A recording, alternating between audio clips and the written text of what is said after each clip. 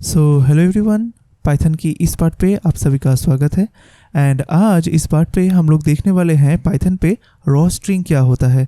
बहुत ही इंपॉर्टेंट एक टॉपिक है पाइथन पे रॉ स्ट्रिंग। एंड हम लोग देखेंगे कि किस तरह से पाइथन पे रॉ स्ट्रिंग को यूज़ करके हम लोग कैसे बहुत इजीली एस्केप सीक्वेंस को हैंडल कर सकते हैं। तो बहुत ही इंटरेस्टिंग होने वाला है आज का ये टॉपिक। तो चलिए शुरू करते हैं। तो चलिए सबसे पहले हम लोग का जो फोल्डर स्ट्रक्चर है वो क्रिएट कर लेते हैं। तो इसके लिए हम लोग चले जाएंगे ई ड्राइव पर एंड उसके बाद web campus and then Python tutorial. And आज हम लोगों का क्लास है क्लास 10।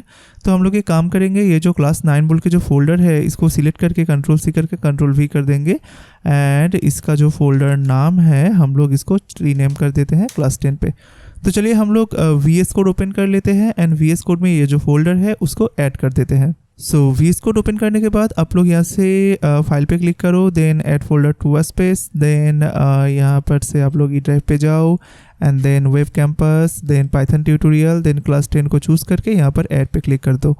तो देखिए यहाँ पर जो है आपका क्लास 10 ऐड हो गया है। जस्ट इसको डबल क्लिक कर दो main.py को।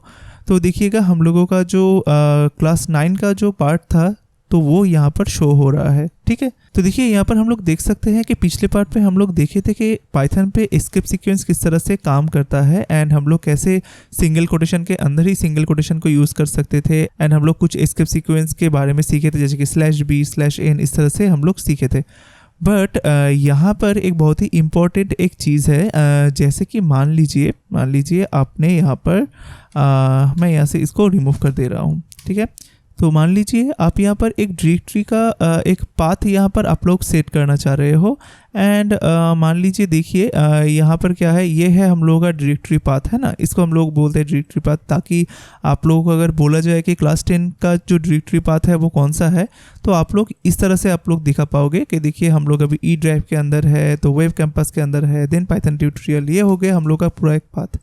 तो जब हम लोग कोडिंग करेंगे तो ऐसा हो सकता है कि आप लोगों को यहाँ पर पाथ स्टोर करना पड़े। ठीक है, तो हम लोग किसी भी चीज़ को स्टोर करेंगे तो वेरिएबल पे स्टोर करेंगे, है ना। तो मान लीजिए हम लोग यहाँ पर एक वेरिएबल क्रिएट किए कि dir path is equal to, and यहाँ पर हम लोग अभी एक पाथ को स्टोर करेंगे कि जैसे कि मेरा जो पूरा डायरेक्टरी है वो कहाँ पर है, मान लीजिए वो C ड्राइव के अंदर है, मान लीजिए C:/, उसके बाद मान लीजिए C ड्राइव पे एक बिग डेटा बोल के एक फोल्डर है मान लीजिए, उसके बाद मान लीजिए यहाँ पर no_data बोल के एक फोल्डर है। ठीक है, मान लीजिए ये एक फोल्डर का डायरेक्टरी है। ठीक है, एंड यहाँ पर मान के चलिए मैं उसके बाद ये जो dir पाथ है उसको यहाँ पर शो कर रहा हूँ। ठीक है, एक वेरिएबल मैंने डिक्लेयर किया dir पाथ बोल के, एंड उसके अंदर मैंने ये जो डेटा है, ये जो स्ट्रिंग है उसको मैंने यहाँ पर स्टोर किया। देन वो जो पाथ है मैं उसको यहाँ पर शो करना चाह रहा हूँ। तो देखिए चलिए अभी इसको प्रिंट करके देखते हैं क्या होता है। तो उसके लिए मैं इसका जो टर्मिनल है उसको ओपन किया, तो यहाँ पर क्लास 9 शो हो रहा है। तो चलिए हम लोग इसको फिर से दोबारा एक बार राइट क्लिक करके ओपन इन इंटीग्रेटेड टर्मिनल को कर देते हैं एंड देन ऊपर वाला को हम लोग क्लोज करके इसको हम लोग मान के चलिए मैं इसको गिट बैश पे ओपन कर रहा हूँ। ठीक है, देखिए यहाँ पर अभी क्लास 10 है। तो इसको अगर हम लोग रन करेंगे तो पाइथन स्पेस यहाँ पर main.py ये लिख देते हैं, सॉरी ये पाइथन होगा, पाइथन, एंड देन यहाँ पर एक बार एंटर प्रेस कीजिए। देखिए यहाँ पर क्या चला आया है, यहाँ पर C, उसके बाद क्या यहाँ पर लिखा रहा है, देखिए कुछ भी कोलन वगैरह, CIG_data, उसके बाद O_data, कुछ डिफरेंट ही एक चीज़ आ गया जो कि नहीं आना चाहिए था। हम लोग तो सिर्फ एक पाथ को प्रिंट करना चाह रहे थे, या फिर यहाँ पर हम लोगों के मुताबिक एक पाथ प्रिंट होना चाहिए था, बट यहाँ पर कोई भी पाथ प्रिंट नहीं हुआ। बट यहाँ पर क्या कुछ दूसरा कुछ ही आ गया जो कि नहीं आना चाहिए था, अनएक्सपेक्टेड कुछ एक चीज़ आ गया।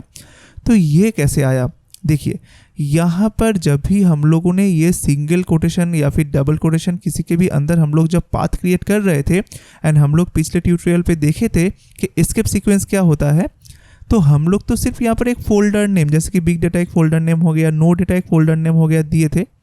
बट यहाँ पर स्लैश के बाद ये जो बी था, तो पाइथन ने क्या किया, पाइथन ने सोचा कि ये शायद एक स्पेशल कैरेक्टर है या फिर ये शायद एक एस्केप सीक्वेंस है। उसके बाद /n जब भी वो देखा तो वो ये नहीं सोचा कि ये नो डेटा बोल के एक फोल्डर है, पाइथन ने क्या सोचा, ये /n एक एस्केप सीक्वेंस है।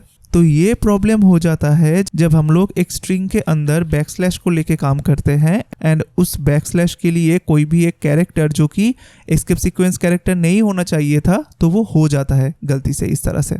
ठीक है, तो देखिए इसीलिए यहाँ पर क्या हुआ, यहाँ पर स्लैश मैंने क्या किया था C: बिग डेटा बोल के एक फोल्डर, बट पाइथन ने क्या समझा यहाँ पर /b है, इसलिए वो क्या किया, वो यहाँ से /b का मतलब क्या है बैक स्पेस, यहाँ से कोलोन को हटा दिया। तो देखिए यहाँ पर कोलोन हट गया एंड देन यहाँ पर /n का मतलब क्या है, एक न्यू लाइन, देखिए यहाँ पर न्यू लाइन बिठा दिया। तो इसीलिए जो कि डिज़ायर आउटपुट होना चाहिए था वो ना होके यहाँ पर एस्केप सीक्वेंस रन हो रहा है। तो इसका सॉल्यूशन क्या है, देखिए यहाँ पर ये जो स्लैश है मैं तो ये चाह रहा हूँ ये स्लैश ना हो के ये एक डायरेक्टरी सेपरेटर जिस तरह से होता है वो हो, है ना।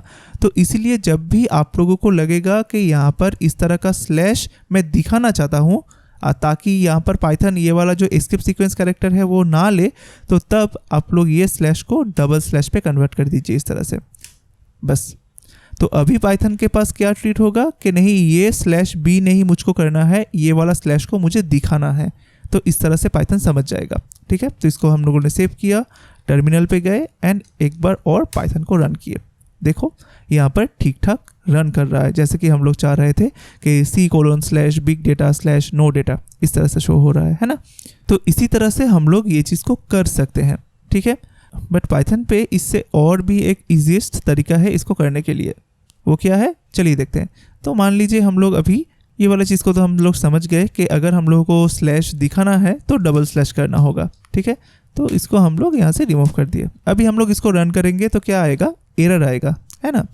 तो पाइथन पे ये जो स्लैश है इसको हैंडल करने के लिए हम लोग एक काम कर सकते हैं, हम लोग पाइथन को बोल सकते हैं कि ये जो पूरा स्ट्रिंग है आप इसको एज ए रॉ स्ट्रिंग इसको ट्रीट करो। तो अगर पाइथन इसको as a raw string treat करेगा तो उसके अंदर कोई भी एस्केप सीक्वेंस कैरेक्टर हो या फिर स्पेशल कैरेक्टर हो वो उसको as a special character treat नहीं करेगा, उसको एज ए स्ट्रिंग ट्रीट करेगा। तो इसके लिए हम लोगों को बोलना पड़ेगा पाइथन को कि ये जो पूरा स्ट्रिंग है इसको आप रॉ स्ट्रिंग के हिसाब से देखो। तो देखिए मैंने क्या किया, ये जो पूरा स्ट्रिंग है इससे पहले सिर्फ R बिठा दिया, ये R कैरेक्टर को। जब भी मैंने यहाँ पर R बिठा दिया तो ये पूरा स्ट्रिंग जो है ये अभी रॉ स्ट्रिंग पे कन्वर्ट हो गया। तो इसका मतलब अभी पाइथन ये जो /big data है एंड उसके बाद /no data है इसको एज ए स्ट्रिंग अभी दिखेगा, ना कि ये दिखेगा कि /b का मतलब है यहाँ पर बैक स्पेस एंड /n का मतलब है यहाँ पर न्यू लाइन। ये नहीं सोचेगा। क्यों नहीं सोचेगा, क्योंकि हम लोगों ने ये स्ट्रिंग का आगे R बिठा दिया। R का मतलब है रॉ स्ट्रिंग, मतलब ये जो पूरा स्ट्रिंग है इसको आप रॉ स्ट्रिंग के हिसाब से देखो। तो देखिएगा वो क्या करेगा, ये जो पूरा स्ट्रिंग है रॉ स्ट्रिंग पे कन्वर्ट होके dir पाथ वेरिएबल पे सेव हो जाएगा एंड यहाँ पर आपको दिखाने लगेगा।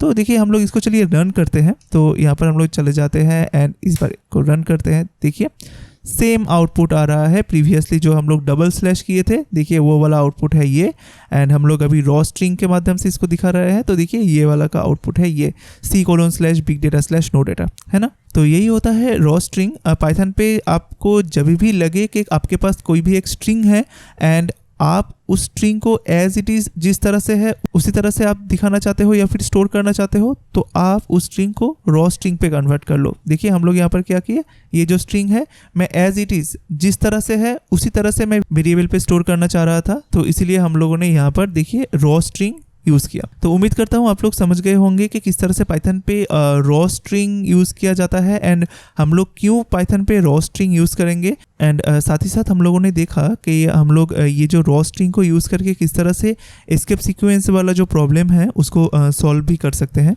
तो उम्मीद करता हूँ पाइथन पे रॉ स्ट्रिंग क्या होता है एंड ये जो टॉपिक है आज आप लोगों को क्लियर हो गया है। तो आज का ये क्लास आप लोगों को कैसा लगा ज़रूर कमेंट पे बोलिएगा। अगर वीडियो को आप लोगों को अच्छा लगा है तो काइंडली एक लाइक कर दीजिएगा एंड साथ ही साथ इस वीडियो को सभी के पास शेयर भी कर दीजिएगा। तो आज के लिए इतना ही, मिलते हैं नेक्स्ट पार्ट पे।